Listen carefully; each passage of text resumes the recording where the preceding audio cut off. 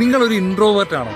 ഒരാളോട് ഇഷ്ടം തോന്നിയാൽ എങ്ങനെ തുടങ്ങും എന്നാലോചിച്ച് വലിയ വിഷമം അനുഭവിക്കുന്ന ഒരാളാണോ? തുടങ്ങാതെ വഴിയില്ലല്ലോ. ഒരു കാര്യം ചെയ്യാൻ കഴിയുന്നത് അവരിൽ എന്തെങ്കിലും നല്ല കാര്യം ഉണ്ടെങ്കിൽ ഒന്ന് അപ്രീഷിയേറ്റ് ചെയ്ത് കൊടുക്കുക. പെർഫോമൻസ് നന്നായിരുന്നു. ടിവിയിലെ പിന്നെ ഓട്ടോറിക്ഷയിലെ. കൺഗ്രാറ്റ്സ്. അപ്രീസിയേഷൻ കൊടുക്കുമ്പോൾ ഇദ്ദേഹം ചെയ്തതുപോലെ സ്വയം പരിചയപ്പെടുത്താൻ മറന്നു പോകരുത്. Thank you for the compliments. എന്നാലും ഇത് ശുദ്ധ ബോറായിപ്പോയി. കോംപ്ലിമെന്റ്സിന് ശേഷം ഒന്ന് സ്വയം പരിചയപ്പെടുത്തുക എന്നത് ഒരു ഫോർമാലിറ്റിയാണ്. നമ്മൾ ആരാണെന്ന് പറഞ്ഞില്ല.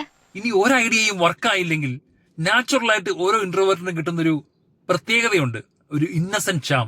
ആ ഇന്നസെൻസിൽ ചിലപ്പോൾ വീഴും. ഞാൻ എക്സിബിഷൻ, പെയിന്റിംഗ്,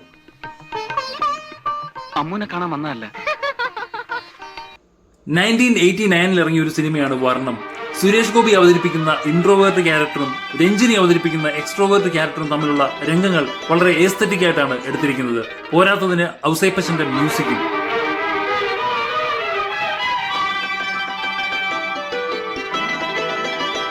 ഇൻട്രോവേർട്ടുകളുടെ പ്രണയ ജീവിതം ബ്യൂട്ടിഫുള്ളായി പ്രസന്റ് ചെയ്തിട്ടുള്ള സിനിമകൾ നിങ്ങൾക്ക് അറിയുന്നത് ഒന്ന് കമന്റ് ചെയ്യുമോ?